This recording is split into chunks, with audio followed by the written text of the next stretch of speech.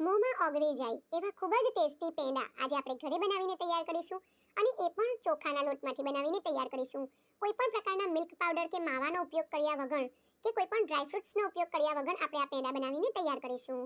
તો ફ્રેન્ડ્સ, બહુ જ ટેસ્ટી બને છે, તમે જરૂરથી બનાવીને ટ્રાય કરો. આટલા પ્લેટ ભરીને પેંડા આપણે ફક્ત અડધા કપ ચોખાના લોટમાંથી બનાવીને તૈયાર કર્યા છે. તો ફ્રેન્ડ્સ, હજુ સુધી ચેનલને સબસ્ક્રાઇબ ના કરી હોય તો જરૂરથી સબસ્ક્રાઇબ કરી લેજો. ચાલો બનાવવાનું શરૂ કરીએ. અહીં એક કઢાઈ લીધેલી છે, એમાં ફક્ત અડધા કપ જેટલો મેં ચોખાનો લોટ લીધેલો છે. તો ધીમા તાપે એટલે કે સ્લો ફ્લેમે આપણે એને રોસ્ટ કરી લઈશું. તો 3 થી 4 મિનિટ સુધી સ્લો ફ્લેમ પર આપણે એનું કાચાપણું દૂર થાય ત્યાં સુધી ચોખાના લોટને શેકી લેવાનો છે. આજે તમને એકદમ પરફેક્ટ માપ સાથે આ પેંડા બનાવતા બતાવીશ હું. જુઓ, આ રીતનું સતત હલાવતા જઈને મેં એને 4 મિનિટ સુધી રોસ્ટ કરી લીધેલો છે. તો એમાંથી એક પ્રકારની સારી એવી સ્મેલ આવવા લાગતી હોય છે. તો ત્યાં સુધી મેં એને રોસ્ટ કરેલો છે. હવે ગેસની ફ્લેમ બંધ કરીને એક પ્લેટમાં હું એને કાઢી લઉં છું. બીજા એક વાસણમાં આપણે એને કાઢી લેવાનું. તો